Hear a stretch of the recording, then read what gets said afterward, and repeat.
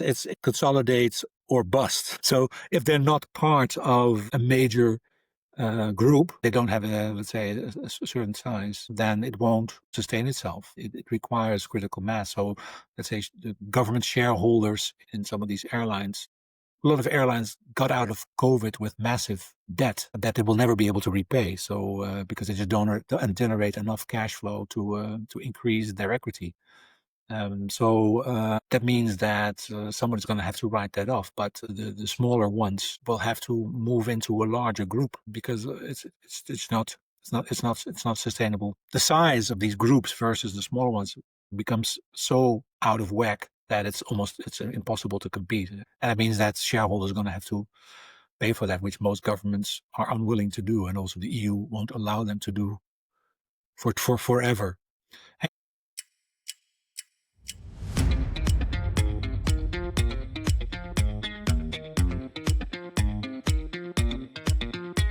Welcome to the Sixsess Consultancy's Just Great People podcast, the podcast that introduces you to ordinary people who've done extraordinary things.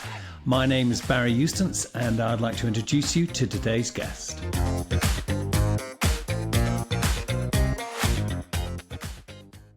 Hi, everybody. Welcome to the Just Great People podcast. This is Barry Eustance with Remco Althuis, and Remco has got a stellar background, and I'd like Remco really just to introduce yourself. And the subject of today's conversation is Remco's analysis of European aviation and the airline business in Europe at the moment.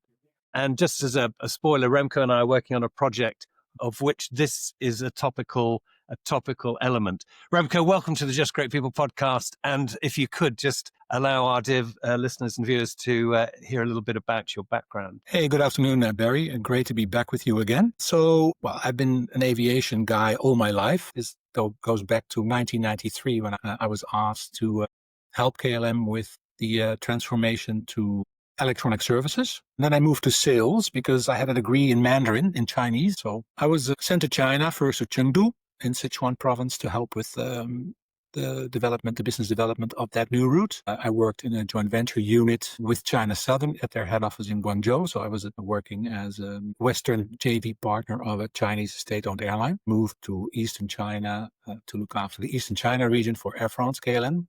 Then I joined Etihad, became the general manager for China, where I helped them with the growth of their network. Then was asked to look after the European sales region in Berlin, trying to optimize the revenue budget, making it over $1 billion. After that, I became the chief executive officer of Air Seychelles. And then I was asked to go to Tallinn in Estonia to lead the Nordic Aviation group. Now I'm back in the Netherlands. Good. And following the industry closely and having lots of chats with my new pal, Barry. Exactly. And just in summary there, so Remco's been CEO of Air Seychelles, VP for Etihad, and CEO of the Nordic Aviation Group. Pretty good place to start an analysis discussion. And Remco, over to you. We said we'd do this because we were chatting on our other project, and we felt it was time to roll out another podcast on your analysis of where we are in Europe. Give us a start of a 10. What are your thoughts? Well, I mean, Europe is kind of in a paradoxical situation in the sense that the revenues are very good, so passenger demand is good, but the costs are going through the roof, and of course that is really making it difficult for some of the players, not all of them. So if you look at the groups that we have, they have a somewhat different performance right now. IAG with British Airways and Iberia and Vueling and Aer Lingus do really well, have shown fantastic and very healthy margins. Particularly Iberia is very impressive, but also BA showing good numbers. Air France has been improving, and so their margins for the first 6 months of this fiscal year is about 9%, 8.7%.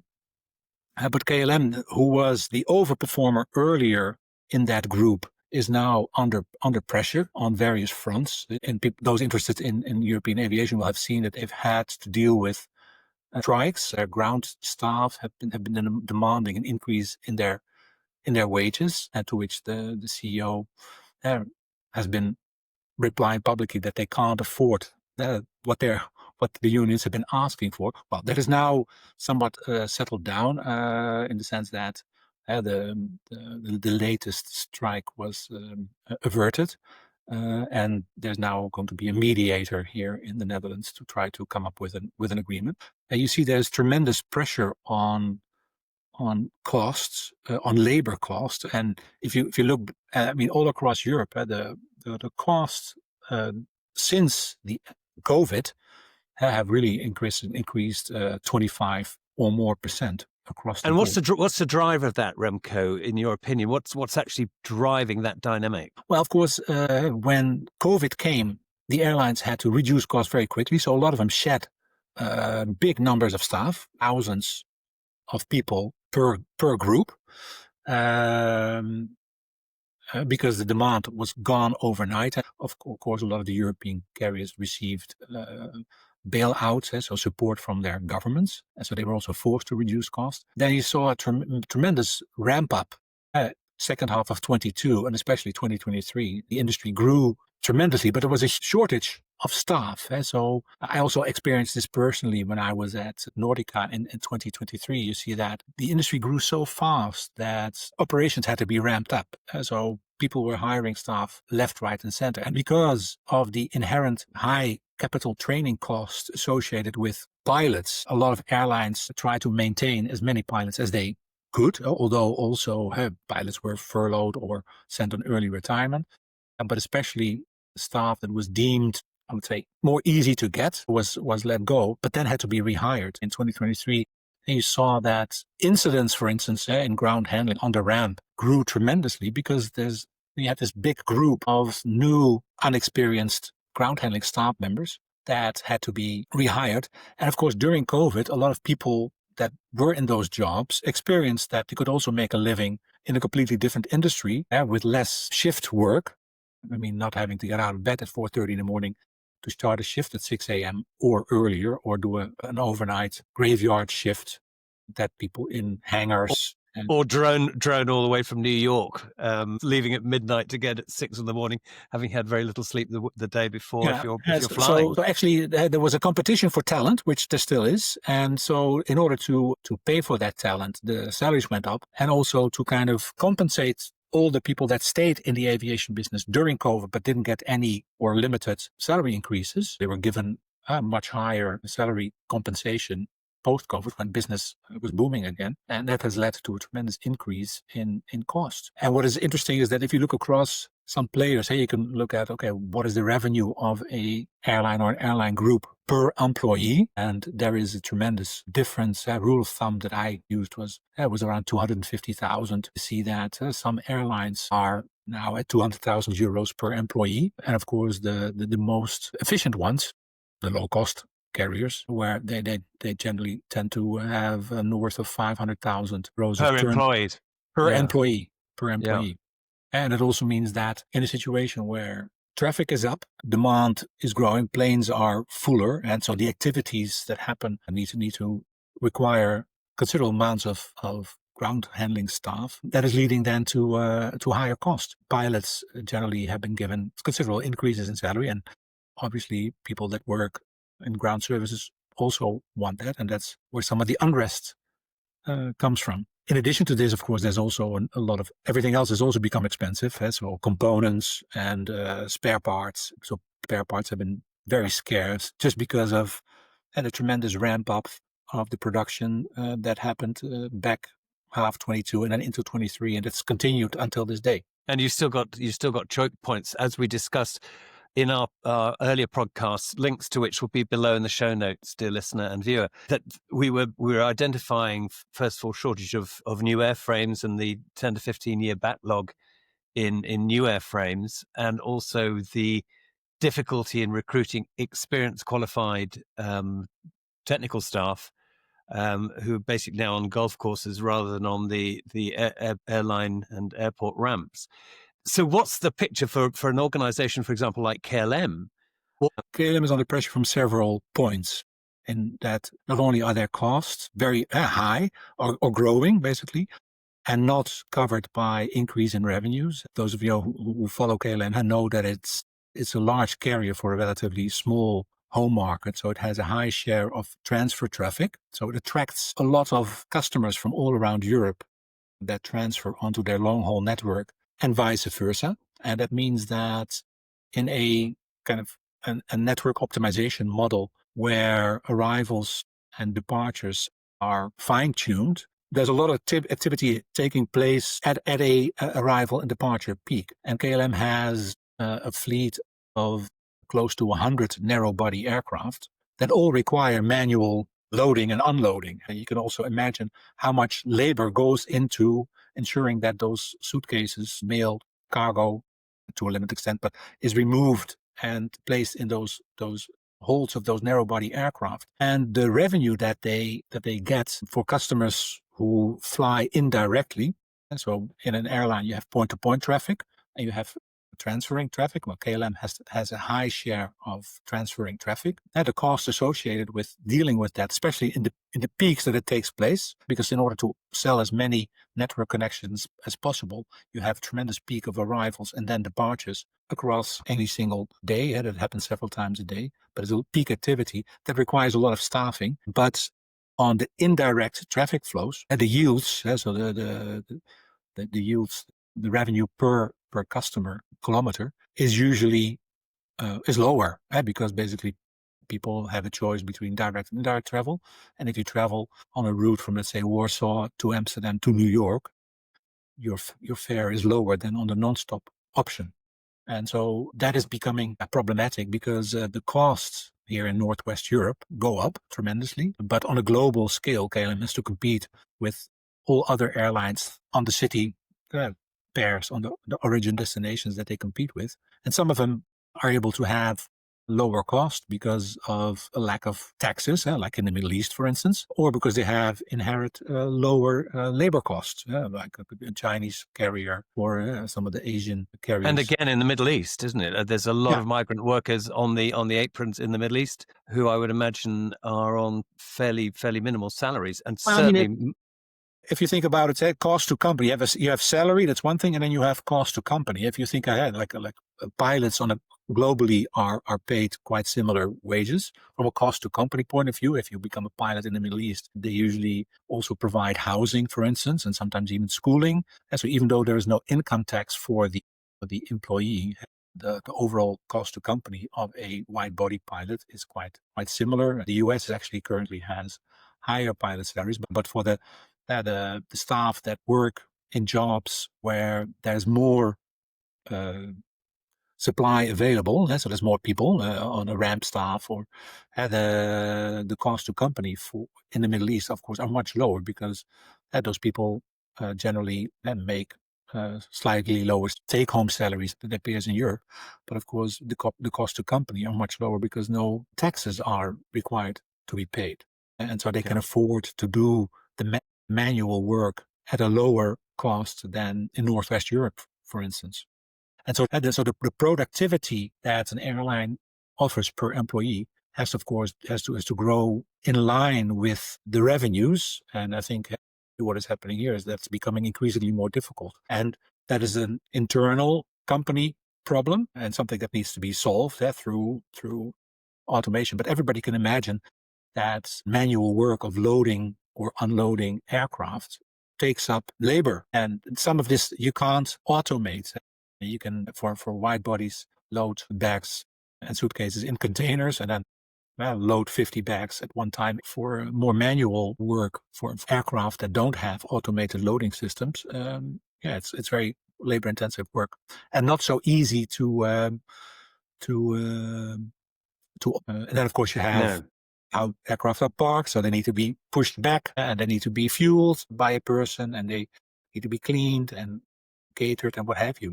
If you take the scale of cost increase across Northern Europe, as you've discussed, have you got a sense of what the magnitude of that is, Remco?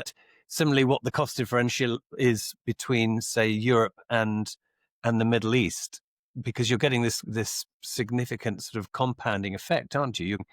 A lower cost base in the Middle East and Far East, and this ramping up in Europe, and highly competitive Middle East carriers operating into Europe, for example, Emirates. I mean, the labor costs are substantial I mean, fuel is, of course, the highest cost. And I think the operators are lucky because fuel is at an acceptable cost level right now. So had the fuel been at the rates that we've seen some years ago with over $100 per barrel, 120 even, that would be serious trouble. But now that is not so much of an issue. But yeah, clearly at the cost of labor is eating into the margins. If your capacity grows, do you need to grow with the same number of staff? That is a problem by itself. But then, of course, here we also have the external environment where there's also restrictions on aircraft movements here at Schiphol because of noise. And, of course, there's also an increase in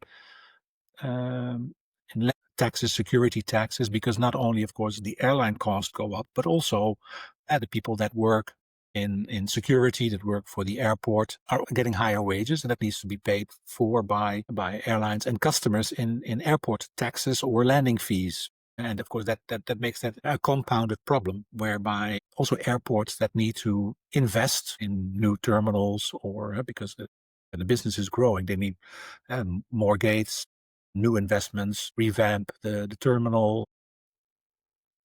And all of which is really squeezing down on what is anyway a very tight margin in the airline industry. Yeah, particularly for airlines that have less pricing power because they're not dominant or they are competing on traffic flows that are much more competitive.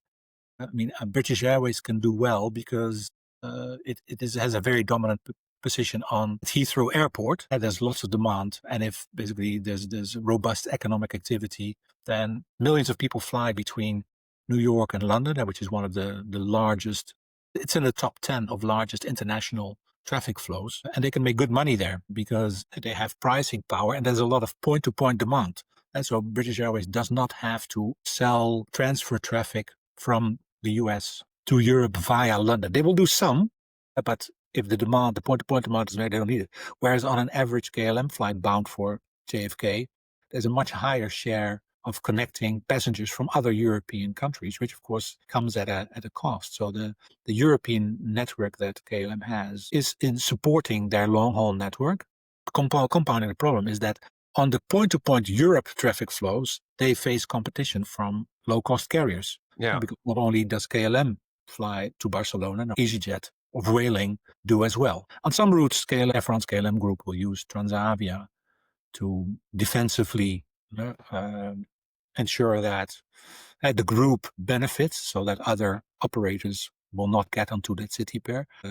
I think we all can understand that through the fantastic work of the developments at Ryanair, the value of a European airline seat has come down tremendously. So whereas in the US, the majors have pricing power on many city pairs because there's just no alternative. Here in Europe, there's an alternative. Maybe not necessarily at the main airport, but if it's not that same airport, it is quite close by. I mean, we all have the funny stories from the past when Frankfurt Hahn was still called Frankfurt and Charleroi was called Brussels South. and Paris Beauvais was called Paris by Ryanair.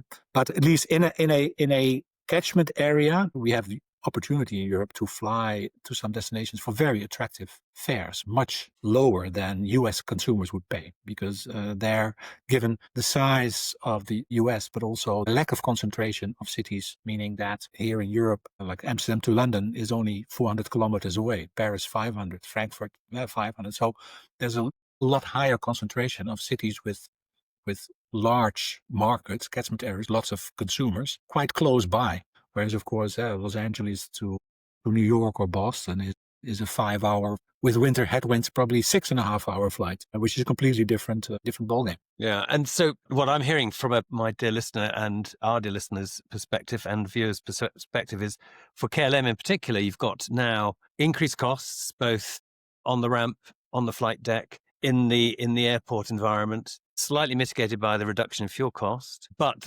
because of these increased labor costs, the transfer traffic into Schiphol is actually becoming, dare I say, marginal, questionable in terms of its value to KLM as a revenue generator. Well, the thing is that they have to to come to an agreement. KLM, and so therefore the Netherlands is benefiting from fantastic connectivity, long haul particularly, also short haul, but also long haul. So KLM has 160 plus destinations. And so a lot of cities around the globe have non-stop connectivity from here. But it is supported by feed from European cities. And some of those European cities have 7 or 8, maybe sometimes even 10 flights a day. But most of them will have at least 3, and the bigger cities have 6 connections per day. And KLM is able to flexibly allocate aircraft because they have, with the Embraer and the Boeing 737 and now the Airbus 321 Neos, the flexibility to up or down gauge depending on demand. But that, of course, generates a lot of movements. So Schiphol is a busy airport. It has more movements than Heathrow. But of course, in Heathrow, the average gauge per landing, so the number of seats, is much, much bigger. So it's less aircraft, but at a much bigger size. So here at Schiphol, there's 200,000 movements from smaller aircraft used for the European network, but sometimes 80 seats, and then up to now 227 for the Neo. But the long-haul network only works with that feed. If it was only the point-to-point market, so basically the Netherlands market going out or the outside market coming in, a lot of those routes wouldn't work, which means they would have to be cut because they would not make money. And that means that you have to have a conversation with all the stakeholders. Say, what is the value of this network connectivity, and what is the trade-off between the value for the country, for the business community, for the attractiveness of investment, versus obviously the downside, which is the Netherlands is a very highly densely populated country. So a lot of people will have aircraft coming over their heads.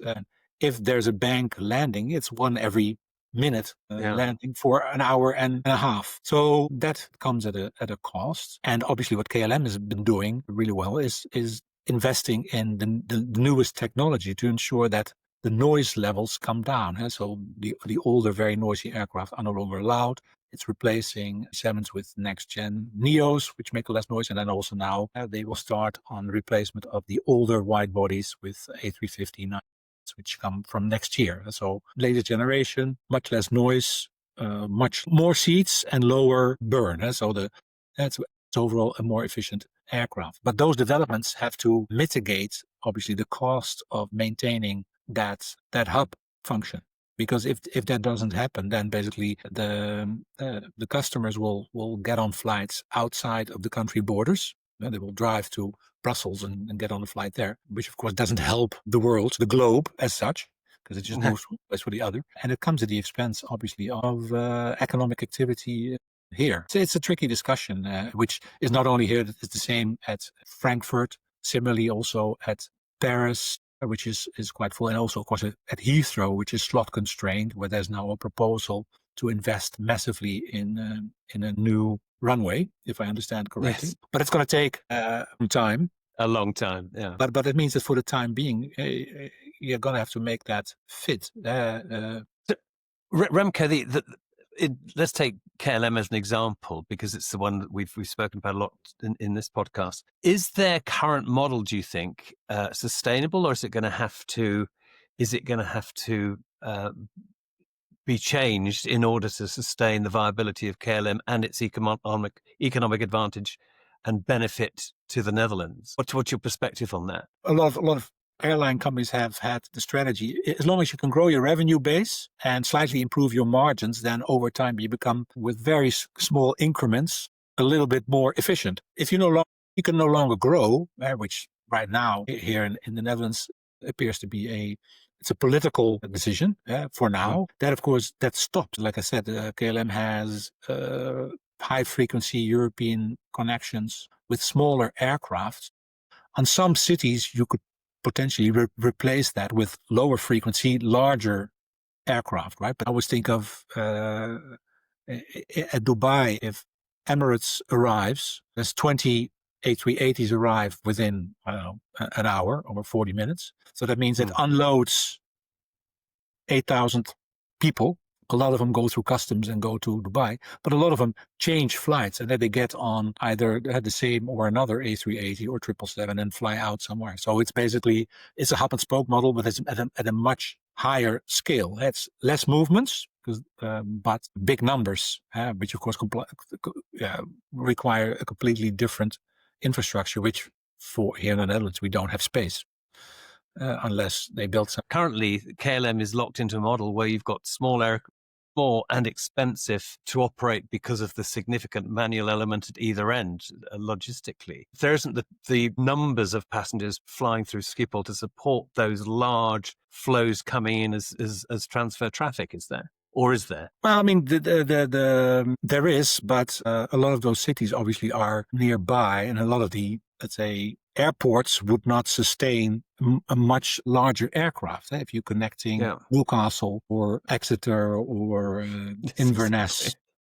Or Southampton, Linköping in Sweden, or Billund or Aalborg in Denmark. Those fields can't handle a wide-body aircraft or to a limited capacity. So that is just not possible. And obviously, what Emirates does is that they use larger aircraft and they focus on the main big airport. That means that people that fly with them have to drive further distances. If you want to take Emirates from Norway somewhere, you have to fly to Oslo first. Whereas, of course, with KLM, you can get on a smaller aircraft, much closer to home.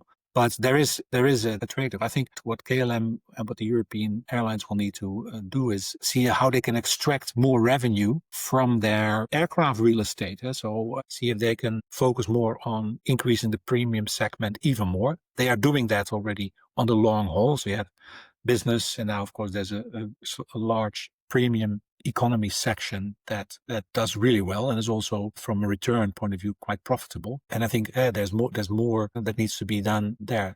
And then they have the value of their frequent flyer programs that generate very high margins, but they need to find ways to generate higher quality revenue to pay for the increasing cost.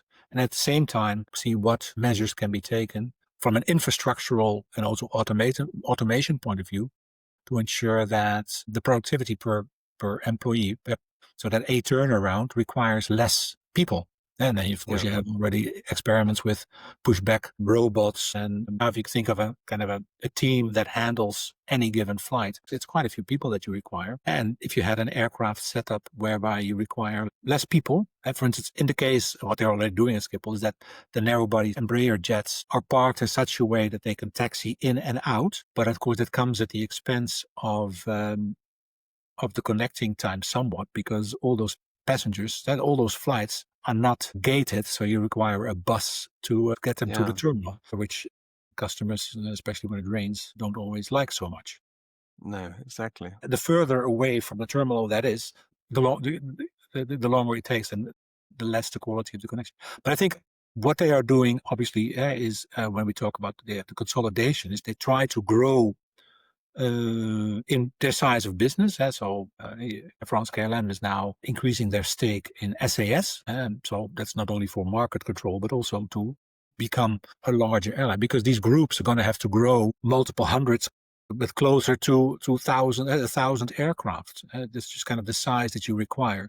And the complexity that we have in Europe, contrary to the US, is that the AOCs that all these airlines have, which are linked to a country and therefore to landing rights, need to stay in place. Delta took over Northwest, so overnight the Northwest brand was gone pretty much. I mean, of course, it takes several years to repaint the aircraft, but Air France is still there because Air France is a French carrier and KLM is a Dutch-based carrier. Swiss is a Switzerland-based carrier. Austrian is an Austrian-based carrier. So even though economically they could all be integrated, but just from a kind of aviation bilateral rights AOC link point of view, that is hard to do. And that means that the groups are going to have to look at what governance model they need to apply to ensure that the doubling up of roles is minimized. So airlines need to keep the roles that are linked to the AOC, but especially on the strategic side. And you see that the Lufthansa group is now implementing that by having more.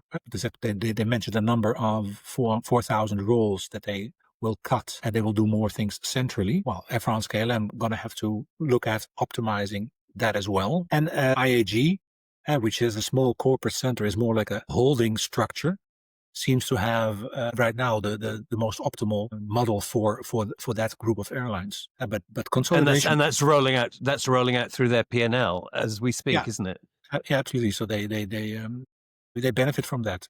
But the consolidation will continue, and we all know that TAP Air Portugal is up for grabs. Interestingly, IAG was not allowed to get a second Spanish carrier with Air Europa, so the EU competition authorities did not allow that. Now, Turkish has an interest in that company. The strength for IAG in Iberia is that they are so strong on the Central South America routes, where there is very high demand. Those are emerging economies. It's quite a large population, and the players on the other side are still kind of developing. Brazil, for the size of the country, has a relatively small airline group. It could be much larger. So there's a lot of demand there, and that IAG through Iberia can profit from. And so IAG has two very strong holds. So they have London, Heathrow, and then they have Iberia is very strong at Central South America traffic. And I think for KLM, it's also a story of what is really their from a network point of view, USP, what market, what can they be price setter to ensure that the increase in costs that they're faced with are covered by revenues. Yeah. And they must be really feeling that upward price pressure given their model. So are you anticipating that KLM may be visiting their business model on an ongoing basis to try and resolve this to gain Well, I think what a KLM will stronger try, margin on this? what KLM will try is work very hard with their stakeholders, which is both Schiphol Airport and its shareholders, which is the city of Amsterdam, for instance, is a large shareholder, and then the government, and also the Dutch government, to ensure that there's a conversation on how can we make this sustainably work. And I think they're doing what they can to ensure that kind of the noise problem is being addressed by modernizing its fleet. And of course, then there's pressure on becoming more efficient. And what that means for kind of overall positioning and whether they need to look at their aircraft layout or the aircraft configuration and with allocating a higher share of premium seating is something that needs to be evolve over time. But I don't see the cost coming down. That means that to cover that, the prices will have to go up because ultimately the customers are going to have to pay for that. Well, obviously, with SAS, they can tap into or consolidate their position in Scandinavia, because they were a strong player there already. And with SAS, and then it's a matter of for the group, but same for Lufthansa Group, to see how can they become as efficient or generate similar margins as IAG does. And that's been a very interesting segue, actually. And thank you for that, Remco, because I was going to say, and we've covered IAG and Iberia, KLM, Air France. Lufthansa has had its problems recently on the industrial front. How does that sit in your judgment at the moment? Well, I mean, Lufthansa it's a massive group. If you look at, the IAG and KLM, Air France, KLM are similar in size. So it's about 77,000 79,000 employees. Lufthansa has more than 100,000 employees. Lufthansa Group, 104,000 on higher revenues. They generate as a group more revenues.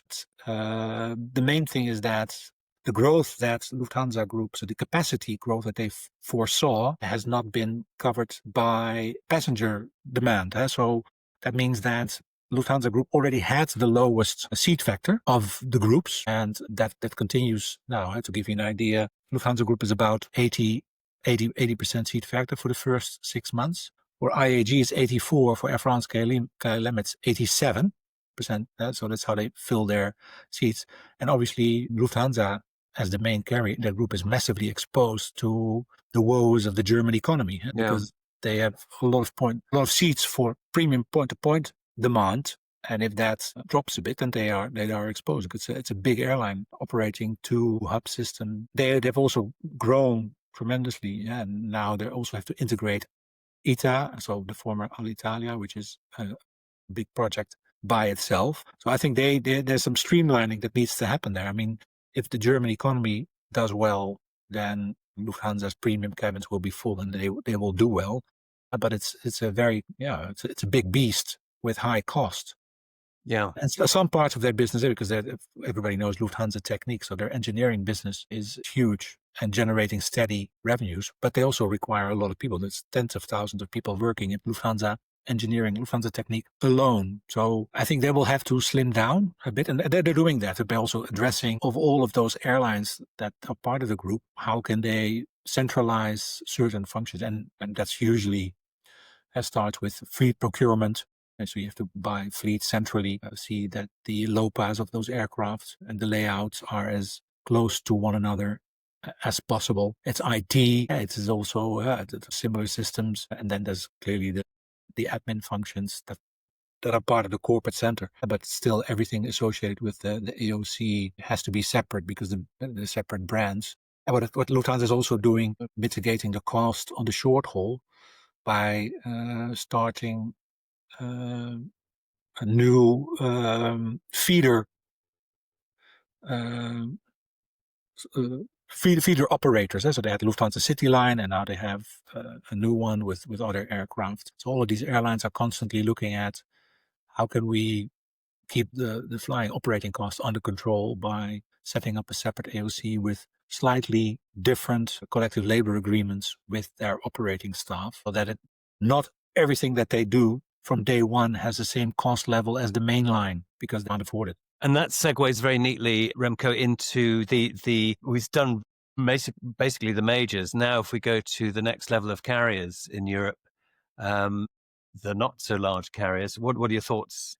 It consolidates or bust. So if they're not part of a major group, they don't have let's say a certain size, then it won't sustain itself. It requires critical mass. So let's say the government shareholders in some of these airlines, a lot of airlines got out of COVID with massive debt that they will never be able to repay. So because they just don't generate enough cash flow to increase their equity. So that means that someone is going to have to write that off. But the smaller ones will have to move into a larger group because it's not sustainable. The size of these groups versus the smaller ones becomes so out of whack that it's impossible to compete. And that means that shareholders are going to have to pay for that, which most governments are unwilling to do, and also the EU won't allow them to do for forever. And the whole Polish ecosystem is looking into finding space for a new massive intermodal hub. It's a big project that will go take a decade, and that would allow a lot to grow. I mean, Poland, of course, is a rapidly developing economy, which has benefited tremendous from their EU membership. A lot of those people are working all over Europe. So there's also lots of movements, but when they basically become more affluent, then they will also fly more. So I think they could potentially grow that into a sizable airline, given the size of the Polish population. But it could also then become, there are lots of Polish is already part of Star Line, so it could also become a very relevant player on the east flank of the European Union. For the other ones, it'll be tough. Yeah, and we're thinking about Romania, Bulgaria, Yeah, the Croatia. Baltic. Yeah. Finnair also a bit to that extent. So we'll have to see what happens. But I think they're going to have to be part of the consolidation. Otherwise, it'll be very hard, especially when the cycle, when the overall economy starts to slow down a bit and the cycle goes down a bit. As it may well do very, very soon. And I think so Ryanair is obviously doing really well in all over Europe, but also in Eastern Europe, because the newer members of the EU work all over. The populations of those countries work all over Europe, and they fly back and forth. And they're really the skill that they have and the growth that they are able to drive will make it very hard for the smaller players to compete on that level. Okay, well, I think that is a perfect cue for this is the fourth in this series, the consolidation of the smaller EU carriers and Remco's thoughts on that. The summary I think I've got here is that there's plenty of work to be done on the KLM at Lufthansa front. IAG seems to have got a little bit of a purple patch at the moment. Iberia has come from nowhere to somewhere. Madrid being the hub for South America, Heathrow being the great powerhouse it's always been for IAG, and the smaller carriers have got some serious consolidation to consider sooner rather than later, as ever, with the cost of airline operations being, the pressure is upwards at the moment, isn't it? Significantly post-COVID as we get this rebound, and where we've got this mismatch between capability, particularly on the technical front, and labour availability. It's necessarily going to be inflationary for the airlines. So I think watch this space, and we'll be coming back to you with a little bit more news on the project that Remco and I are working on together with some other great partners. Remco Althuis from the Just Great People podcast, a big thank you once again. And we look forward to seeing you very, very soon. Thank you, Barry. Always a pleasure. Thank you, Remco.